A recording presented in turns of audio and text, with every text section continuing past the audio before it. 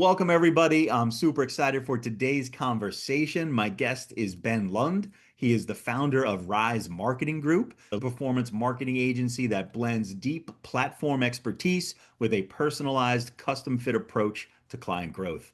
Before launching Rise, Ben spent time at some big brands, including Monster. That's Career Builder, not the energy drink there, and also had roles at both Yahoo and Google. What he's building now reflects a clear vision, looking for data-driven results and performance. Ben, can't wait to dive into it with you. Welcome to Scope Shift. Thanks, Brian. Happy to be here.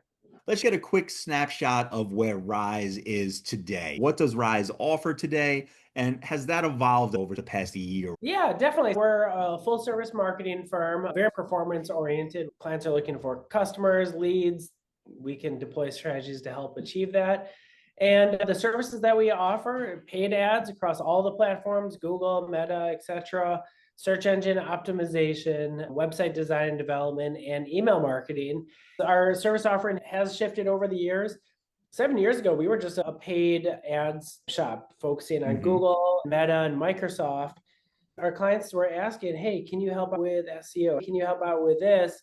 And, for a while, it's just referring out, but then it hit me. It's like, well, shoot, why shouldn't we be offering this?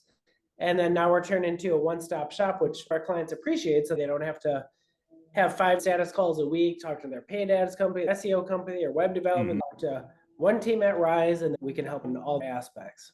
I'm smiling because you're bringing up a point a client once said to me, and it made me crack up, where we were in a similar situation. We're doing their SEO. He wanted us to do their paid stuff, and they wanted some content stuff, a whole bunch of stuff. And he's like, look, I just want one throat to choke. And I was like, okay, now I know who I'm dealing with. I use that line all the time now. They want to work with one person, get everything they need, and be able to do it. It really is more efficient. It's a great way for you to grow and for them to get a more efficient, streamlined service for sure. Synergies. And of course, we have the specialist approach where our SEO lead just does SEO, our paid folks just do paid. But yeah, there's really good learnings that can go across to really benefit each other. That's awesome. Was that kind of like a major shift in Rise's strategy from when you founded it to what you offer now? Yeah, absolutely. A big shift. We started with paid and then we added SEO. I would pitch all our clients on SEO, even though we didn't offer it. I was just like, hey, you're doing great on paid. Like, what are you doing with SEO? And they're like, oh, we're not doing anything. I'm like, well, you should. And they're like, great. Do you offer it? I'm like, well, no, we don't, but you should talk to someone who does. And yeah, then we just built out that expertise. The most recent addition was probably about 2 years ago, where we started offering website design and development. And that just happened organically because we brought in a developer just to help out with pixel implementation. So if you advertise on Google, and it's amazing how many developers don't know how to put a Google pixel on their sites. After enough headaches, we're like, you know what? Let's bring this in-house. We're going to take care of it for every one of our clients. And then at one point, and we have a graphic designer as well, but at one point, a client came to us. They're like, can you build out a website? And then it just hit me. It's like, well, shoot, why couldn't we do this? It's a very basic site. We did an excellent job. It looked great. Client was happy. And then that set the tone of like, oh, okay, yeah, we can do this. And now we're doing 4 websites simultaneously. So we're building a nice little shop, but then that's great because then we build out the website. That's like, okay, well, now you need traffic to your website. Now you need this. And then, we can help them throughout that process. Or if you're running ads and need a custom landing page to increase your quality scores with Google, we can help out with that.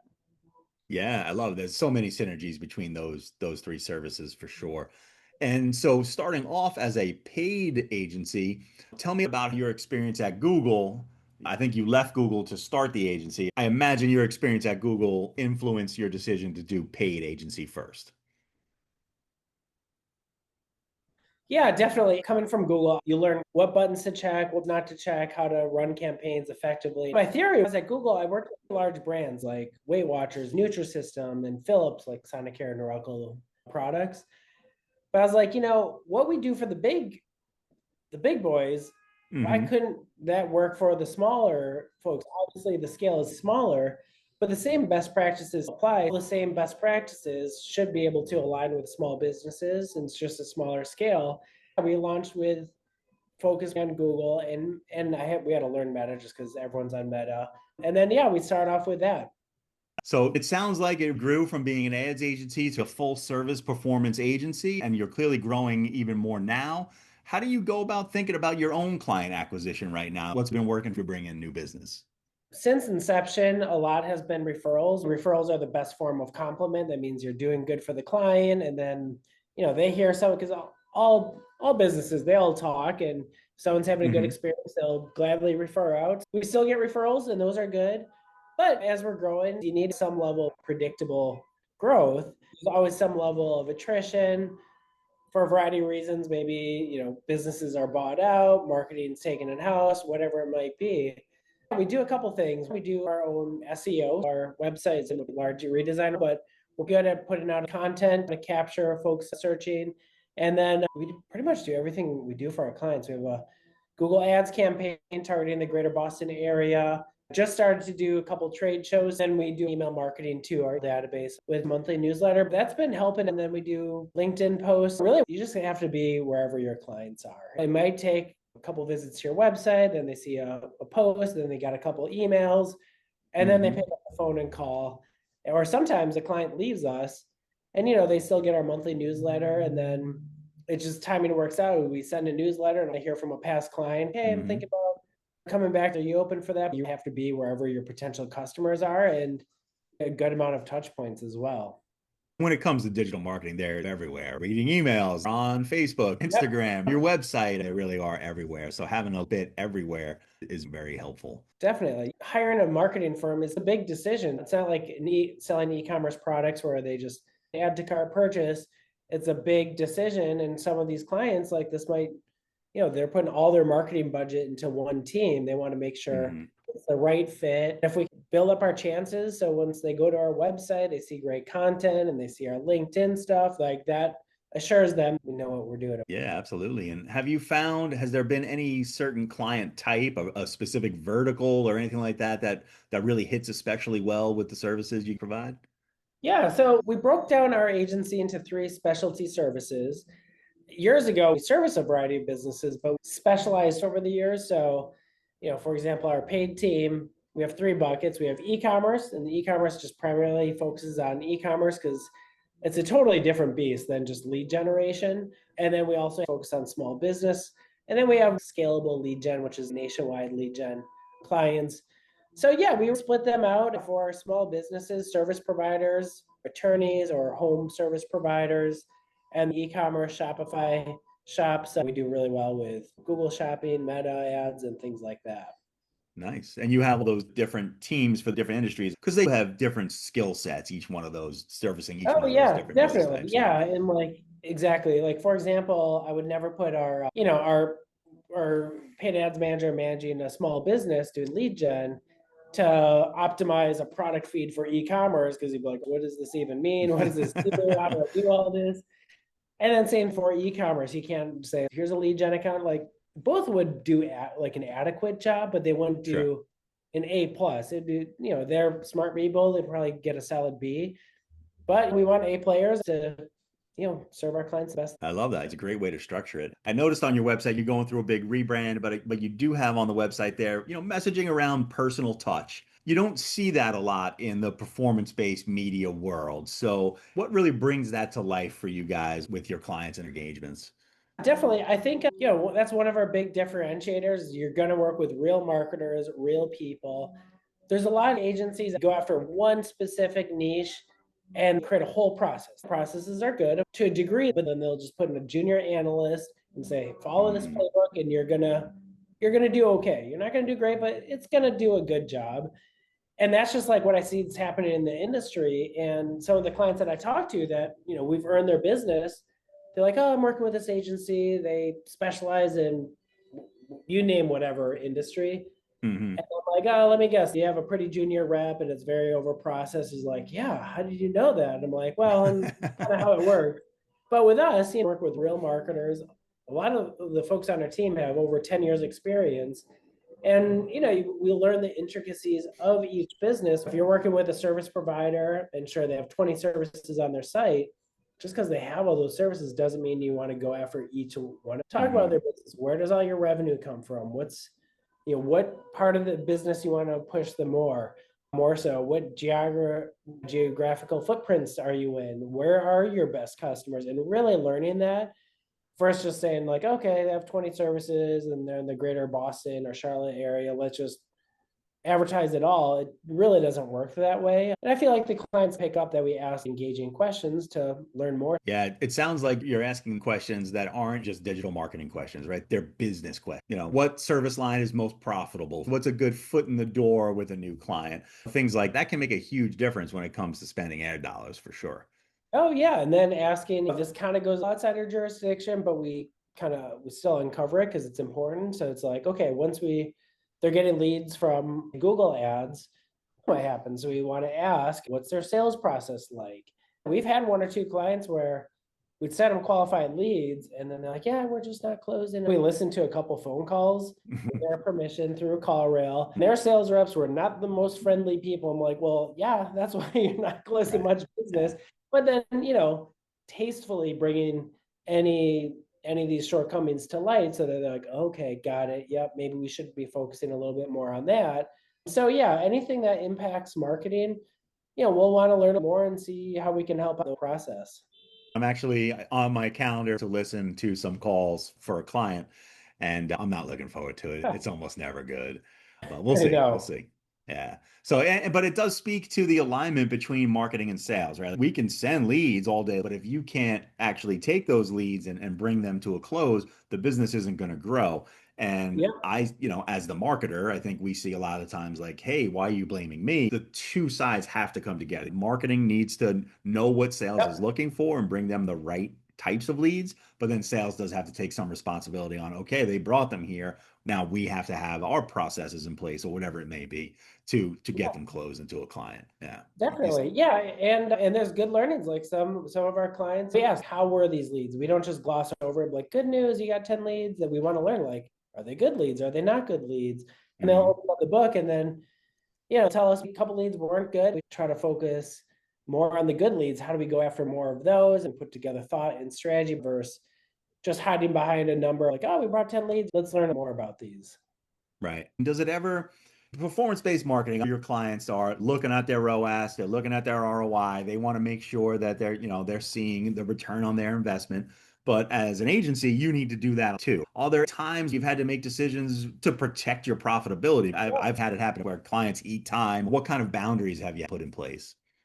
Yeah, definitely. We're all familiar with scope creep. Yeah. And sometimes like we'll hear from the team like one client, and they're really good at flagging of like, this client's taking up a lot of time. I Mhm. never have a knee-jerk reaction of like, oh, we gotta redo everything. But if it's a couple months of like, yeah, they're taking a ton of time and we don't see this changing, let's jump in. Some of our engagements, which is on my to-do list for next week, we have some clients that, it's been under the same scope, same financials over the past like 4 years. And I'm like, am I making money off of this? I'm like, and you never want to put yourself in a situation where you're acting as a nonprofit for a for-profit business, which can happen if you don't price it Yeah. accordingly. And then you get the short end of the stick of making them money, but then you look at your financials, you're like, shoot, I think we're actually losing money to make them money. How does that work? And then Yeah. No, that's not what I signed. and then in that case, I think there's always a good outcome because you'll present the client like, hey, we've been long-term partner, haven't increased it, but now due to inflation, Yep. resources, whatever, we have to increase it by 20 or 30%, whatever it might be. If they agree, awesome. Or if they're like, I can't afford it, so be it, because there's a lot more businesses out there and you'll replace Yeah. it. Maybe it'll take a couple months to get that Sure. replacement, but you'll net much higher. Especially if they were costing you money. It's like I'm making more money if you say no. It speaks to your guys' capabilities and your retention that it could go 4 years, 5 years where the client's happy. But you're right, as the owner, every once in a while you got to step in and just be like, oh, are we still making money here? Like what's happening? Yeah. Yep. Yeah. Yeah. And I always have to think of like, all right, is there better ways to structure the agreements? Maybe we have Hmm. like an automatic uptick in charge every year. But I think the biggest thing is checking in with the team. How much time are we pushing on this? Does it make sense? As I approach conversations with our clients, I always start off with, we want to be flexible to make this work. Here are a couple options. So it's not like an iron fist. It's like, let's try to Right. make this work. And yeah. Yeah, just has to work for everybody. That's all. Yep. That I think Right. that's totally fair. I think most clients feel that's fair.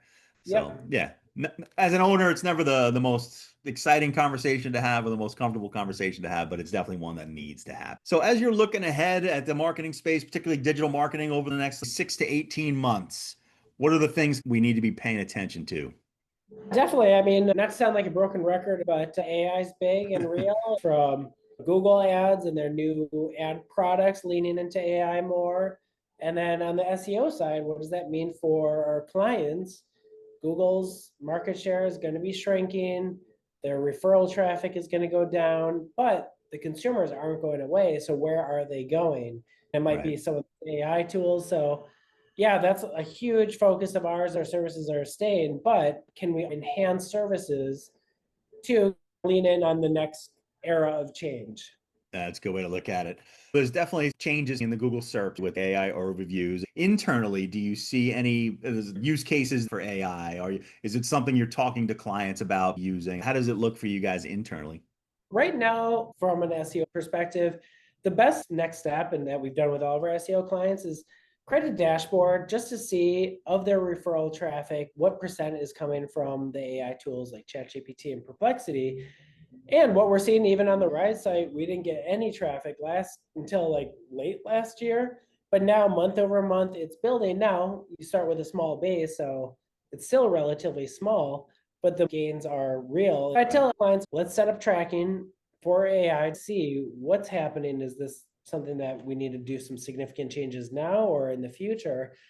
And then we're putting together just best practices playbook of, all right, in this case for like SEO, how can we influence that? A lot of the SEO best practices and principles to rank on Google are actually also in alignment with the AI tools. So just doing Yep. SEO is going to help out AI. So that's really good.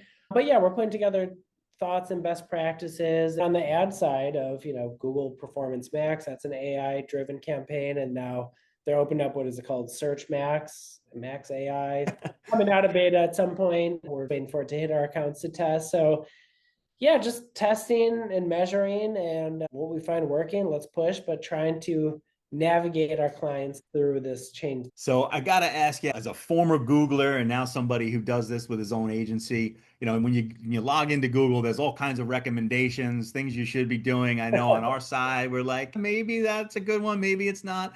How much of those recommendations, let's say it's a small business owner running their own Yeah. campaign, should they just follow, or do you need to have somebody who knows what they're doing? You always need to have someone on your campaign and knows what to do.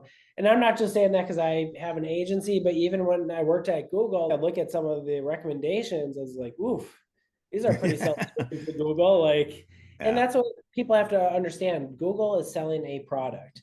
Their main purpose isn't to boost up the business of the advertiser. Like, yeah, sure, that's a strong consideration, but their focus is increasing shareholder value and growing the search business year over year.